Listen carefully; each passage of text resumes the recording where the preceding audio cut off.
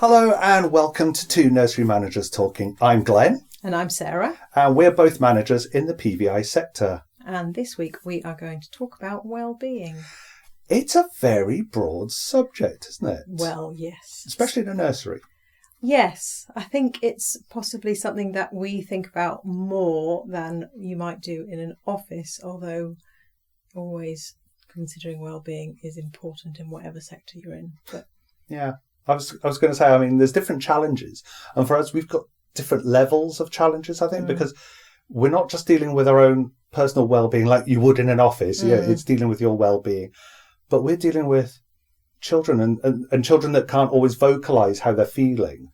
Yeah. And that's, it's dealing with all these emotions and it's quite hard work. Well, yeah, so if a child's well-being is struggling, that has quite a deep effect on you. Yeah. So, dealing with a computer is very different to dealing with toddlers, babies. The emotional burden that you might feel in that situation, dealing with small children, does weigh on you. And it can, if the pet families are having a struggle, what the impact of their well-being, it can lead back to how your day goes as well, can't it? Yeah, it can. I mean, there is that bit, like I kind of mentioned it briefly there, is that if a child is struggling with those, and like the whole sort of array of emotions that a child can experience and they don't know and they don't understand yet. And we have a responsibility to kind of help them understand and deal with those emotions in a way that's appropriate. But whilst you're showing them and kind of teaching them that, having these feelings is okay and how you can best deal with them, it's stressful to begin with. So, I mean, I think you'll have been in the same situation as me where you've got a child that's throwing an absolute beauty of a tantrum, and they're screaming and they're shouting and there's crying, there's tears, snot, everything. And you're like, oh my God, you're thinking this and it's so stressful. You're like, you want to help this child, but you can't get in there to help them because they're just in their world of emotion. And that can be something that's really daunting for someone who's new to childcare, especially if you've joined it as a play worker and you don't have the qualifications and you've not done any of the sort of co-regulation or anything else that you might have come across doing an early years educator qualification. So to have that noise and to just, what do I do? What do I do? Oh my goodness. To actually understand that child is not dealing with their emotions and they're not angry with you. They're not wanting to cause trouble. They're definitely not naughty. No. The N-word. No. But just to have the ability to take a breath and go, they are going to get through this, and all I need to do is be there for them. I can't need to rush around and, do you want to do this? Do you want to do this? Why don't you try this? That's not going to help. It's adding more to the confusion. And you're adding to your own panic stress as well. Yeah. So if you can just be calm, sit with them, maybe take them somewhere where it's quieter, a little bit of peace and quiet, everything will pass. But to know that in yourself and to protect your own well-being in that moment it takes practice, because it absolutely can. If you've had two children suddenly kicking off each other, where do you go? Your head is spinning. And in a lot of earlier stuff, they do 10-hour days. If you've had a day where several children have all got, a bit under the weather or they're teething, or you can have a day where you don't know which way is up sometimes. I was just going to say, it's like you literally get to the end of the day and just go, what just happened? Yeah.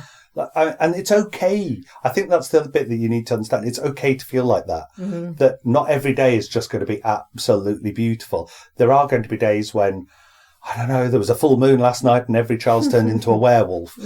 It can happen, and it's okay to accept that, and it's just okay to take deep breaths and go, do you know what? It wasn't a great day, but I did my best. Yeah.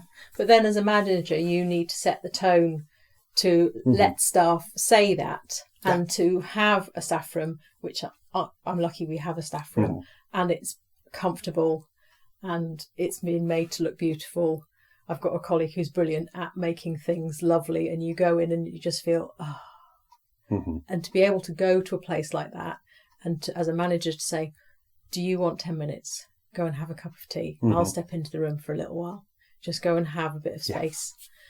Yeah. It's really important to be able to do that as a manager, to support staff, to say it's okay to not be able to manage sometimes because it can be very challenging, and to support them to understand how to see through it, know it will come to an end, and know what to do, not the blind panic of, oh my goodness, this child is absolutely out of control. Kicking off. What do I do? Yeah. I mean, it's that bit for me as well. I say this jokingly. I've been in this for 100 years, but even for me, it's learning. I think for me, it's learning what was going on in a child's brain that really helped me to understand. It's like, that's why you're doing that. Yeah. And it's that moment you go, oh, okay, I just need to let you do that. And then when you're calm, I'm here for you. Yeah. And just, it's okay to just sit down beside them. You're doing something, you're being there. Yeah. And that's okay. My sort of eureka moment was coming from my speech and language training. And child does not understand the word frustrated. They don't understand the word annoying. Whatever as an adult, you can say, I'm finding this difficult because, and you can verbalise and rationalise, and you can self-soothe using all the words you've learned. Yeah. As a 2-year-old, you've barely learned any words. You don't have the internal vocabulary to talk yourself through it. Yeah. You just find things overwhelming, difficult, and things get worse and worse and worse. And then you just can't cope with and do with anything. And at that point, your language level, there's no adult in the world who's going to be able to explain all the words are not going to work. You just have to let them. They've got to work through it in their own way. Through, and then you can start, once they're calm, their language level goes back to their age appropriate language level once they're calm. When they're in that moment of almost lizard brain. Yes. Prehistoric panic. No language is useful. It's just presence from an adult. It's like fight or flight collides. Yeah. And they don't know which way is up. Yeah. One thing I was thinking of as well, whilst we were talking there, was, our job is stressful when we're actually there on the floor. But also, there's times when, although we try not to do it, there's times when our stress from home, whatever's going on, we can bring it in with us. Yeah. Again, is how do we deal with that when we're here? I think that's also the role of a manager and the leadership team, to spot that someone's come in and they're not okay. Yeah. And for someone to go and have a word with them, the room leader, to say, look, so-and-so's not having a good time of it. That collective support network is really important, and to set that tone as a manager. And what can we do? How just sitting and talking about it is sometimes enough. Yeah. Giving them right, okay, well, why don't you go and be in charge of washing up? Go and do tea. Have a bit of time to yourself, if that's going to help you. Yeah. Whatever it is, you need to be able to be flexible if they're having a time where they need a bit more time and space. But the other thing I always say to colleagues is that it's a safe space here, that people might need to share things, and that should be treated as a safe space and confidentiality in the same way that we would treat child's personal circumstances as confidentiality. I think that's a bit as well, is making it clear. I know I've gone into a setting as a manager and they've never had that before, where it's okay to come in and talk to me. I don't say I've got all the answers, but I'm there to listen. Yeah. And once the team got to know that, they knew my office door, unless it was actually closed, my office door was always open, unless they knew I was at a meeting or whatever. Yeah. But they could come and see me. Yeah. And I think that was so important, that they felt able to do that.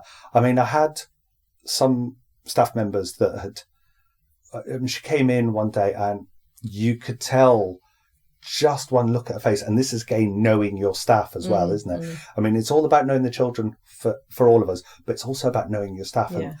And there was a look about her and I went, are you okay?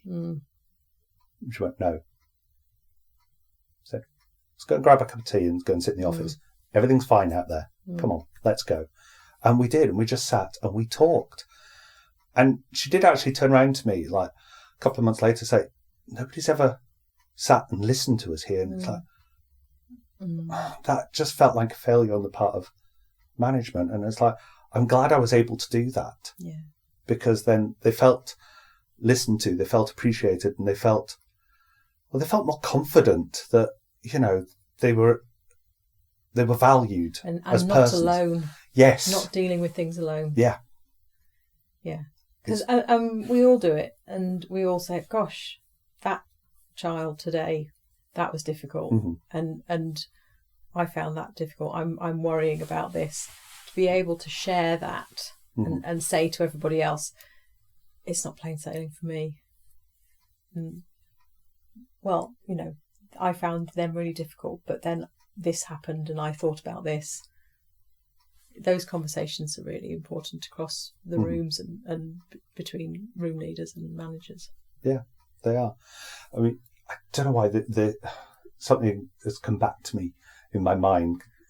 I mean, you know the way my mind works. It just goes off like fireworks. But way back when I was doing my training back in the 90s, one setting I was on placement at, it was an amazing child and family centre.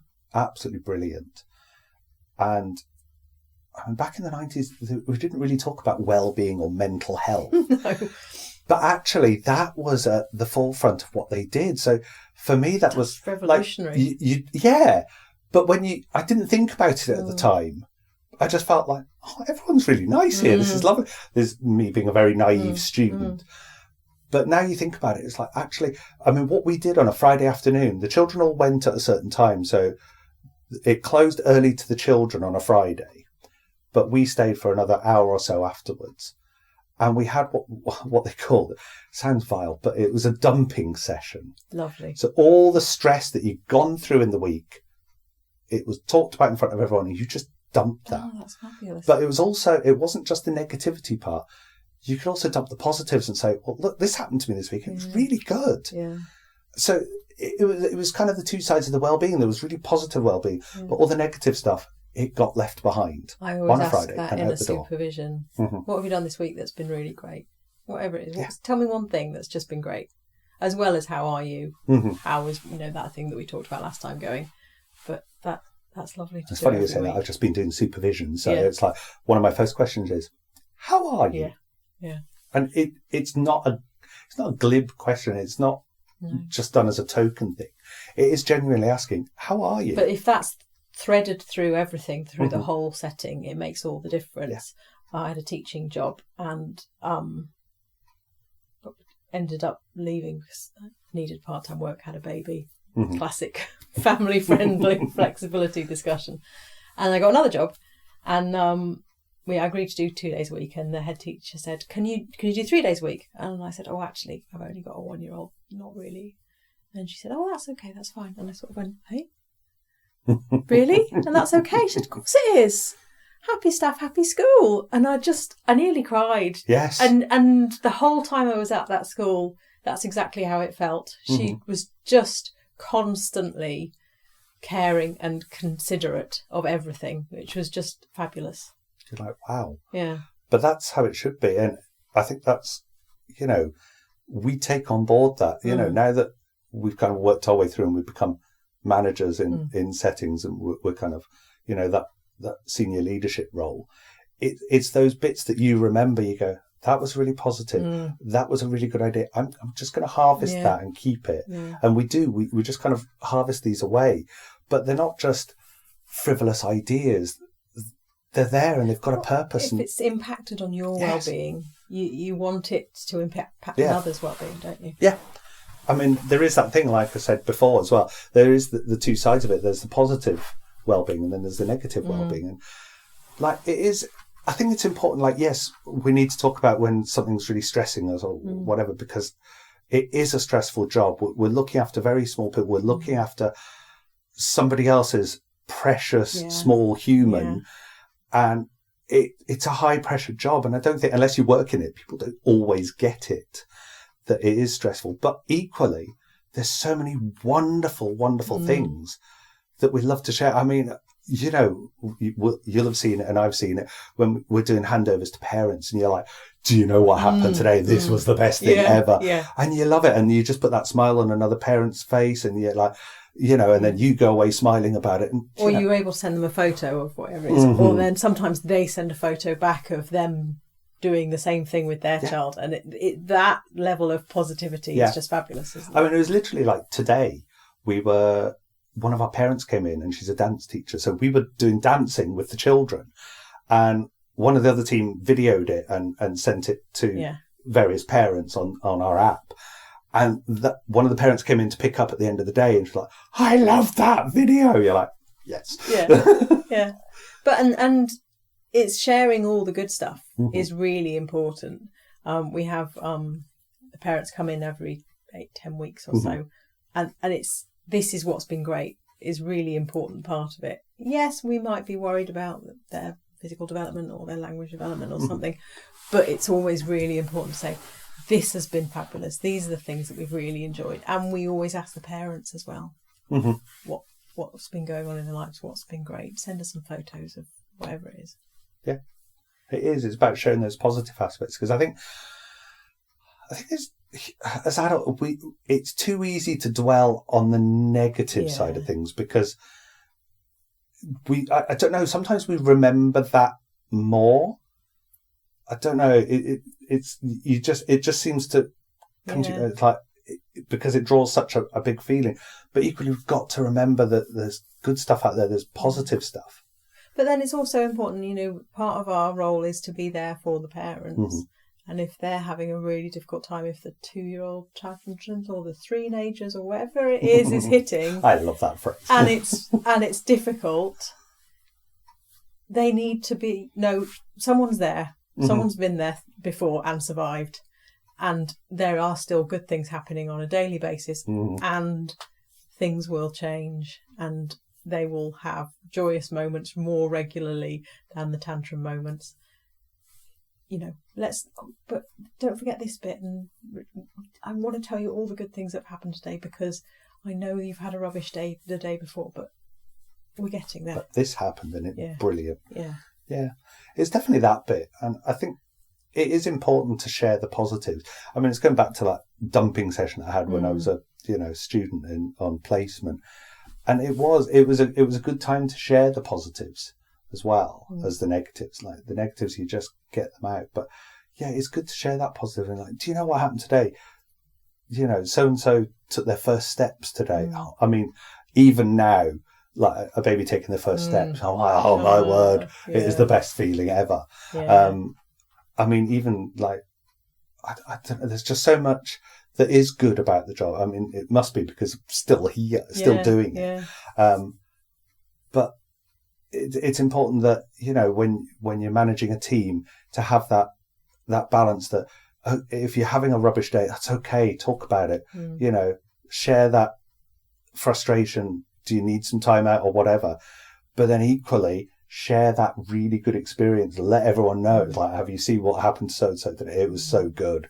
You know, it's getting that right balance of the vibe within the place. I think that's important. So as a manager, you're supporting your staff, and you're setting the tone for their well-being, and you're supporting the staff to support the children's well-being, and you're supporting the staff to support the parents' well-being. How are you, as the manager, looking after your well-being? Good question. So, in one of my settings, if I was feeling a bit stressed about something, I would, even though I said I had the open door policy in my office, occasionally I would just close the door, and I just needed a moment of peace and quiet, just away from the children, away from the staff. And just take that moment to do something, even if it was just doom scrolling on my phone, or just doing something that wasn't work related. Just doing that, or I would pop across to the shop and get myself my favourite chocolate bar. It was just silly little things like that, but it meant something to me. Or equally, I had a colleague that it'd be like, I could phone her up and say, whatever it was, and she'd be like, okay. So it was having that contact point of maybe somebody else, not necessarily taking it home, but if there's somebody else you can talk to, where if you're feeling that frustration, just go rah.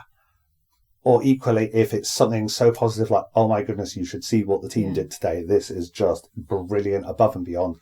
Share that. Share that news, because that pride will help you to not necessarily forget about the negative aspects, but it'll certainly push it away for a bit. I think I'm very good at sharing the rah moments. But when it's something almost sad, or that level of I've been supporting somebody and it's been really hard. It's not frustrating. It's just heavy. Yeah. That's something that is difficult. And I think you have to be really careful to not take it on yourself too much. Yeah. And also, who do you talk to about? Because then you're breaking a confidence of that staff member who's then been brave enough to talk to you. But I think you're right. It's like, I mean, they say things like journaling and that, even just writing it down somewhere. Or, you know, it's one of the, I've seen it somewhere where all these kind of things that were negative or something, or like you say, you'd been listening to somebody that had had a really heavy kind of problem, something was difficult for them, even just writing it down and then sticking it through a shredder. Oh, really? Yep, I've heard of that one. Yeah. I haven't actually tried it, but... What about writing it down, leaving it and then going for a run? That could also work.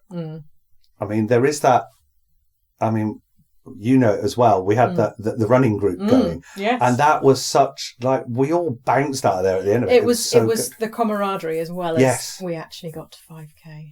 Oh, yes. The achievement. It was good. I know. Took you on your first part run.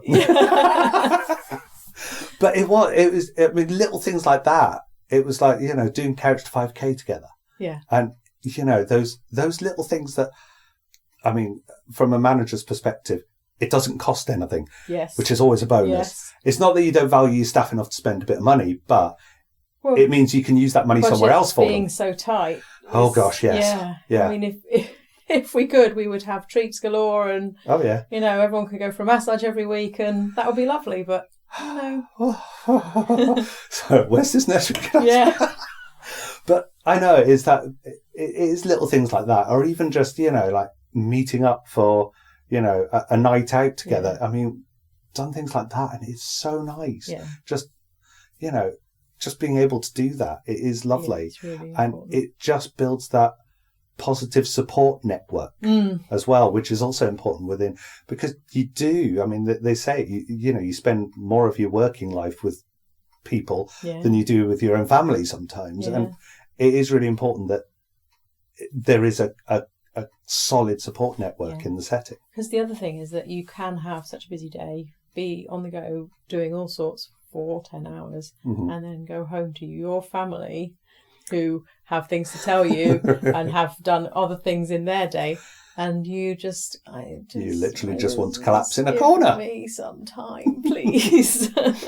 Can I have half an hour? Which can weigh on you again, that you want to be there for them, but at the same time, your job has taken it's a conflict, a lot out of you that day. It is a bit of a conflict. Yeah. You kind of like that work-life balance as well. And that's important. And I think, I mean, that leads me on to something else as well, like the work-life balance, where I have left a job because the work-life balance went the wrong way.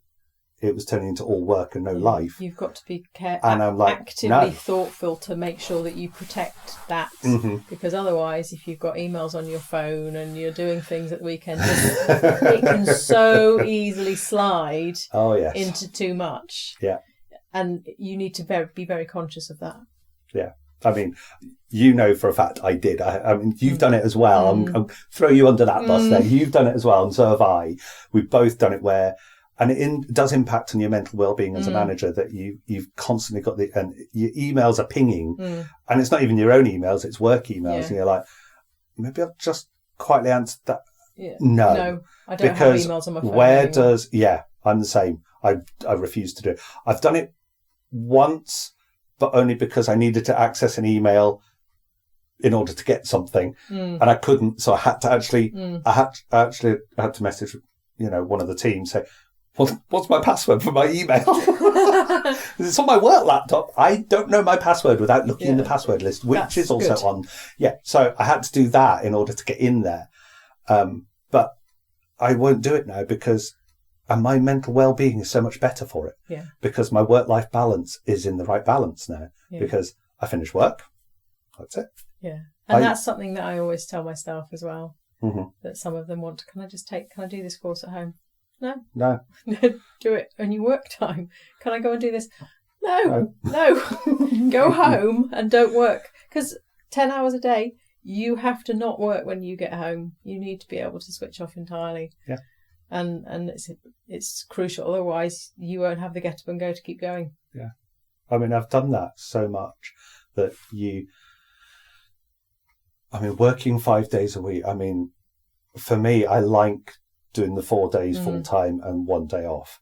It works better for me and my well-being. I mean, I know you do 5 days, but you do. I have early starts and early finishes and So you do it in a way that works for you. Yeah. And for me, that works. But I've done another job where I was literally almost there full time, like the whole day, every day. I had 2 days off. But part of that, I was still doing stuff for work because, we needed to get this, that, and the other. And I wasn't getting time during the day to go and get it. And it's like, no, not doing that. And that's why that role wasn't right for me. So taking control of my well-being was important. So and it's especially difficult if you've had a couple of working in COVID times when you had staff isolating and all of the tail chasing that you did to make sure that everything was covered and everyone was okay and there was the right ratios in rooms, and then you go, bubbles. Oh, but then I have to do my job as well. Where's the time in the day for that? No, I'll take that home. Yes. Yeah. Oh. So it's no more of that. No, Really it is definitely. It's like when you lock the nursery door at the end of the day, that's the end of your nursery day. Yeah. And that is so important. And like you say, that comes from the top almost. If you're doing that and being seen to do that, the team will do that. And then everyone has that rest and recuperation, which is so important. If you're not properly rested, how are you going to come into work the next day and do it all again? Yeah. You won't. You will just crumble. And it's so easy to do that, But we then pass that on to our families as well. Yeah. And say, you're welcome to sit, have a cup of tea. We have stay and plays, but in those stay and plays, we also have tea and sofa time for parents that take time. And children, coming back to right at the beginning where we were talking about the child who's absolutely tantruming to epic proportions, take some time. Especially if they're at the stage where they're not really having naps in the middle of the day, but they might still need half an hour of downtime, just sit quietly, read a story, quiet downtime, calming time is important for everybody, whether you're two or... Yeah.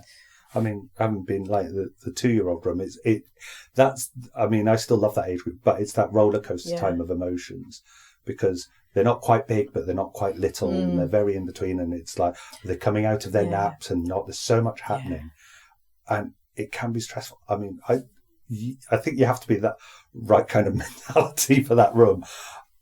But again, it's that bit as well. Like, and parents, like especially new parents, you're like, all of a sudden, bam, they're hit with a 2-year-old. Yeah. You're like, whoa, what is this? Yeah. Like, what? Yeah. What happened?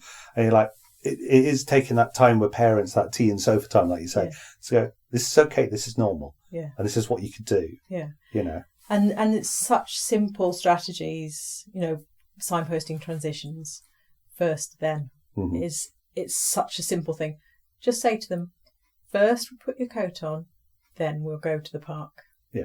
And they know what's going to happen, that you're measuring their expectations, so they're not panicked and they don't wig out because they don't understand what's going on, or they want to go to the park but they haven't thought through the whole coat and shoes part first. And to give parents a tool like that, it's a very simple tool, but maybe their first child they haven't thought of whatever it is.